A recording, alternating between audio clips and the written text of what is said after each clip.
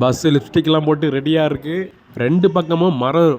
Time பாஸ்க்குலாம் road போடுவாங்க. ஹனுமான் கொண்டு வந்த மலை. ரொம்ப நாளுக்கு அப்புறம் தாத்தாவை பார்த்தாச்சு. Hello friends, welcome to Tamil பீனி vlogs. இன்றைக்கி நம்ம எங்கே போகிறோன்னு பார்த்தீங்கன்னா, நாகர்கோவிலேருந்து கன்னியாகுமரி வரைக்கும் நம்ம இந்த பஸ்ஸில் தாங்க போக போகிறோம். இந்த லிப்ஸ்டிக் போட்டு பஸ்ஸு தயாராக இருக்குது நம்மளுக்காகவே. அதனால் நம்ம இந்த பஸ்ஸில் தான் போக போகிறோம். இந்த பஸ்ஸு பார்க்கறதுக்கு வந்து டவுன் பஸ் மாதிரியே தெரிலங்க. இது ஏதோ லாங் ரூட்டு பஸ்ஸு. லாங் ரூட்டுக்கு ஓடி கண்டமான பஸ்ஸெல்லாம் இப்போ டவுன் பஸ்ஸாக மாற்றிட்டு இருக்காங்க போல். பாருங்கள், லிப்ஸ்டிக்கெல்லாம் போட்டு இந்த பெயிண்ட்டை தயவு செஞ்சு மாற்றுங்க. கண்ணு கூசுது, சும்மா பளிச்சுன்னு அடிக்குதுப்பா. இந்த பெயிண்ட்டை எப்படி தான் சூஸ் பண்ணாங்களோ என்னன்னு தெரிய மாட்டேங்குது. ஒரு வழியாக பஸ்ஸுக்குள்ளே ஏறியாச்சுங்க. இதை பார்த்தா யாராவது டவுன் பஸ்ஸுன்னு சொல்லவா செய்வாங்க? சீட்டெல்லாம் நல்ல குஷன் சீட்டு, எல்லாம் சாஞ்சிட்டு போகலாம் போல் அப்படி இருக்குது. ஆனால் பஸ்ஸில் ஆளே இல்லைங்க. பஸ்ஸை எப்போ எடுப்பாங்கன்னு தெரிலங்க. நான் பஸ்ஸில் ஏறி ஒரு 10 நிமிஷம் ஆச்சு. இன்னும் ஆளும் ஏறின மாதிரி தெரியல, கண்டக்டரும் வந்த மாதிரி தெரில. பாருங்கள், சீட்லாம் காலியாக தாங்க இருக்குது. வண்டி ஃபுல்லானால் தான் பஸ் எடுப்பாங்களோ. இந்த பஸ்ஸில் ஏறினது கொஞ்சம் வசதியாக போச்சு. நம்மளுக்கு காலைக்கு கொஞ்சம் இடம் இருக்குது. மற்ற பஸ்லலாம் பார்த்திங்கன்னா எல்லா சீட்டும் நெருக்கமாக இருக்குமா, நம்மளுக்கு காலைக்கு கஷ்டமாக இருக்கும். நீங்கள் இப்போ பார்த்துட்டு இருக்கிறது நாகர்கோவில் இருக்கிற வடசேரி பஸ் ஸ்டாண்ட். இந்த பஸ் ஸ்டாண்ட்லேருந்து டேரெக்டாகவே நம்மளுக்கு வந்து கன்னியாகுமரிக்கு பஸ் இருக்குது. அதே மாதிரி வெளியூருக்கு வேறு ஸ்டேட்டுக்கும் இந்த பஸ் ஸ்டாண்ட்லேருந்து டேரெக்டாகவே பஸ் இருக்குது. நான் இப்போ கன்னியாகுமரிக்கு டிக்கெட் வாங்கிட்டேங்க. நாகர்கோவிலேருந்து கன்னியாகுமரிக்கு 17 ரூபா டிக்கெட்டு. நீங்கள் வேறு பஸ்ஸில் போனீங்கன்னா 30 ரூபா கேட்பாங்க, 22 ரூபா கேட்பாங்க. அது பஸ்ஸை பொறுத்து. ஒரு வழியாக பஸ் எடுத்துட்டாங்க. பஸ் ஸ்டாண்ட்லேருந்து வெளியே வந்துட்டு இருக்குங்க.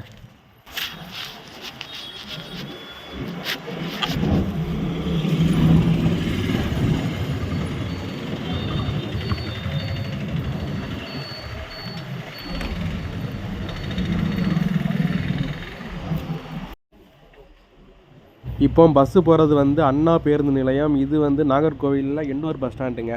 இது வந்து டவுன் பஸ் ஸ்டாண்டு. அந்த பஸ் ஸ்டாண்ட்லேருந்து இந்த பஸ் ஸ்டாண்டுக்கு வெறும் 5 நிமிஷம் தாங்க ஆகும். 2 பஸ் ஸ்டாண்டும் பக்கத்தில் தான் இருக்குது.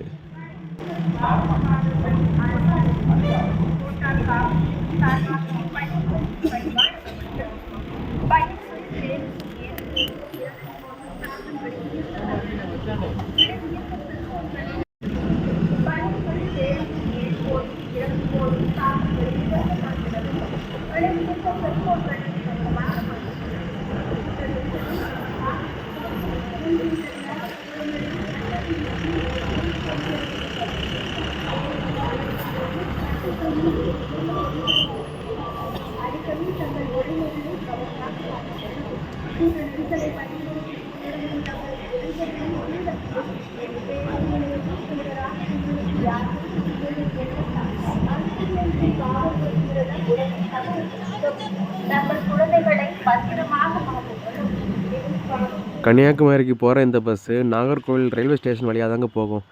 அதனால் நீங்கள் ரயில்வே ஸ்டேஷனுக்கு போகணுன்னா இந்த பஸ்ஸில் வந்து நீங்கள் இங்கே வந்து இறங்கிக்கலாம். அதே மாதிரி ரயில்வே ஸ்டேஷன் வந்து உங்களுக்கு கன்னியாகுமரி போகணுன்னா இந்த பஸ்ஸில் நீங்கள் வந்து ஏறிக்கலாங்க. நீங்கள் டைரெக்டாக கன்னியாகுமரியில் வந்து இறங்கிக்கலாம். அதை விட்டுக்கிட்டு நான் தலைகீழ தான் குதிப்பேன்னு நீங்கள் வேறு ஏதாவது ஆட்டோ டாக்ஸி பிடிச்சி தான் போவீங்கன்னா போய்க்கோங்க. உங்களுக்கு 400 ரூபா தண்டம்.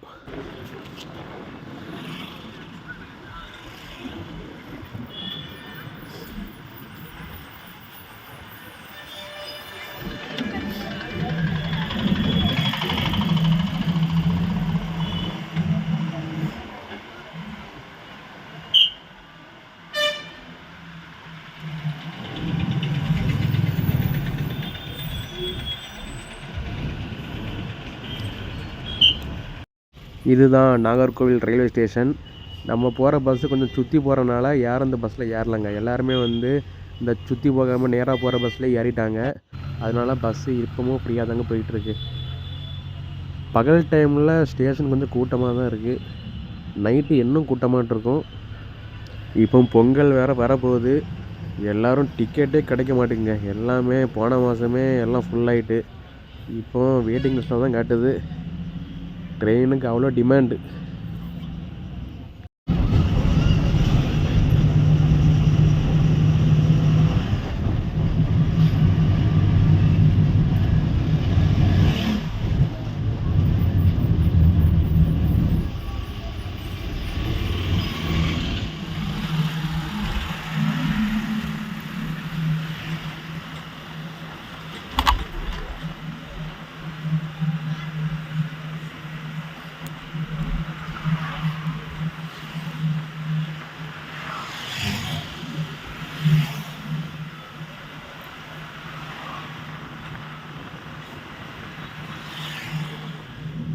பஸ்ஸு கொஞ்சம் மெதுவாக தாங்க போயிட்டுருக்கு. ஏன்னா அடிக்கடி ஸ்டாப் வரனால கொஞ்சம் மெதுவாக தான் போயிட்டுருக்கு. பொறுமையாட்டு தாளாட்டுற மாதிரி இருக்குது. அது தாளாட்டுற நம்மளுக்கு தூக்கம் தான் வருது.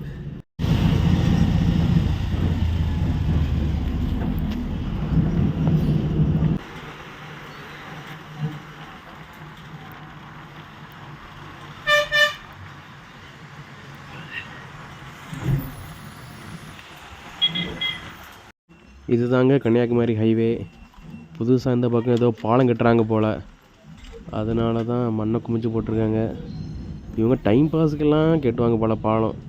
ஏற்கனவே இது வந்து பைபாஸ் மாதிரி தான் கட்டி விட்டுருந்து. இப்போ அந்த ரோடை இடித்து திரும்ப இப்போ ஒரு பாலம் கட்டுறாங்க. ஏன், எதுக்கு, என்னன்னு தெரில. இந்த பக்கம் என்னையிலேருந்து பாலம் கட்டுறாங்கன்னு தெரிலங்க. இப்போ தான் ஒரு 2 மாதத்துக்கு முன்னாடி இந்த பக்கம் தான் வந்தேன். அப்போல்லாம் இந்த பாலம் கட்டுற மாதிரி எதுவும் தெரியல. இப்போ திடீர்னு பாலம் கட்ட தொடங்கியிருக்காங்க. இது எப்போ முடிய போகுதுன்னு தெரிலங்க. நம்ம இப்போ போகிற வழியில் ஒரு சாய்பாபா கோயில் இருக்குங்க. அந்த கோயில் பார்க்கவே ரொம்ப சூப்பராக இருக்கும். நல்ல ஒயிட் கலர் பெயிண்டில். அதுவும் காலையில் வந்து பார்த்திங்கன்னா இன்னுமே சூப்பராக தெரியுங்க. அது பார்த்திங்களா, இதாங்க நான் சொன்ன சாய்பாபா கோயில். உங்களுக்கு இப்போ அது ஃப்ரீ டைம் கிடச்சுன்னா உள்ளே போய் பாருங்கள். ரொம்ப நல்லாயிருக்கும், ரொம்ப பீஸ்ஃபுல்லாக இருக்கும், அவ்வளோ அமைதியாக இருக்கும். எங்கெல்லாம் கேப்பு கிடைக்கும் அங்கெல்லாம் குழியை தோண்டி விட்டு ஒரு பாலத்தை கட்டி விட்டுறது. பஸ்ஸுக்கு பின்னாடி ஒரு மலை தெரியுது பார்த்தீங்களா, இந்த மலை தாங்க சஞ்சீவி மலை. இப்போ நான் கேள்விப்பட்டதை சொல்கிறேன். ராமாயணத்தில் ராமருக்கு அடிபட்டிருக்கும்போது ஹனுமன் ஒரு பெரிய சஞ்சீவி மலையை தூக்கிட்டு வருவார். அந்த மலை லைட்டாக ஸ்லிப் ஆகி ஒரு சின்ன கல் மட்டும் கீழே விழுந்துடும்.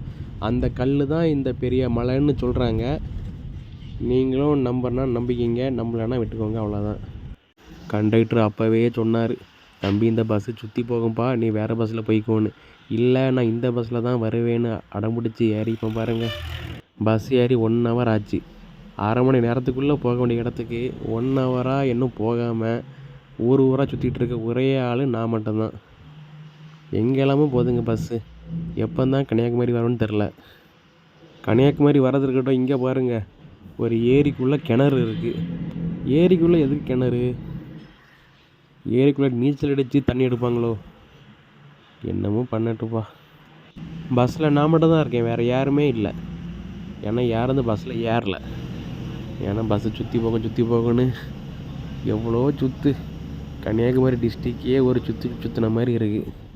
அப்படி ஒரு சுற்று. ஒரு வழியாக நம்ம கன்னியாகுமரி பக்கம் ரீச் ஆகிட்டோம். இதோ உங்களுக்காக கன்னியாகுமரி ரயில்வே ஸ்டேஷன் வந்துவிட்டது. இதாங்க ஸ்டேஷன். கொஞ்சம் உள்ளே போனால் ஸ்டேஷன் தான். இன்னும் கொஞ்சம் மேலே போனால் கன்னியாகுமரி கடல் வந்துடும். நான் வந்து இறங்கிட்டு வீடியோ எடுத்து போடுறேங்க. ஏற்கனவே எனக்கு காய்ச்சல், இதில் இந்த வெயிலில் வேறு தலை வலிக்குது பாருங்கள், அவ்வளோ வெயில் அடிக்குதுங்க. இதில் ஃபஸ்ட்டு இருக்கிற பெரிய பில்டிங் வந்து காந்தி மண்டபம் நினைக்கிறேங்க. அதுவே செகண்ட் இருக்க பில்டிங் பார்த்திங்கன்னா இது வந்து விவேகானந்தர் மண்டபம்னு நினைக்கிறேன். ஆனால் எனக்கு பயங்கர கூட்டமாக இருக்குங்க, செம கூட்டம். நீங்கள் சண்டேனால் எல்லோரும் வந்துட்டாங்க போல். இது வந்து சன்செட் பாயிண்ட். நீங்கள் டிக்கெட் எடுத்து அந்த பில்டிங்கோட டாப்பில் போயிட்டு நீங்கள் சன்செட்டை பார்க்கலாம். நீங்கள் கீழே இருந்து கூட பார்க்கலாம், ஆனால் மேலே இருந்து பார்த்தா கொஞ்சம் டிஃப்ரெண்ட்டாக ஹைட்டாக இருக்கிற மாதிரி இருக்கும். உங்களுக்கு தேவைன்னா எங்களால் நின்று பார்த்துக்கலாம். ஆனால் பயங்கர கூட்டமாக தாங்க இருக்குது. ஆனால் கேமராவில் உங்களுக்கு கூட்டம் இல்லாத மாதிரி இருக்குது. ஏன்னா எல்லோரும் எங்கெல்லாம் நிழல் இருக்கோ அங்கே போயிட்டு நல்லா உட்காந்துருக்காங்க.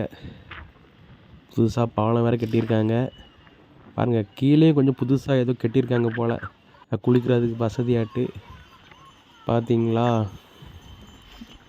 பீச்சில் மண் இருக்கும், ஆனால் இங்கே பார்த்தீங்கன்னா நல்லா மார்பிள் கல்லை போட்டு வச்சுருக்கு போல், உட்காந்து குளிக்கிறதுக்கு வசதியாக இருக்கிற மாதிரி இப்போது நல்லா போட்டு கொடுத்துருக்காங்க. அதனால் இங்கே பாருங்கள், இந்த பக்கம் செம கூட்டமாட்டு இருக்குது.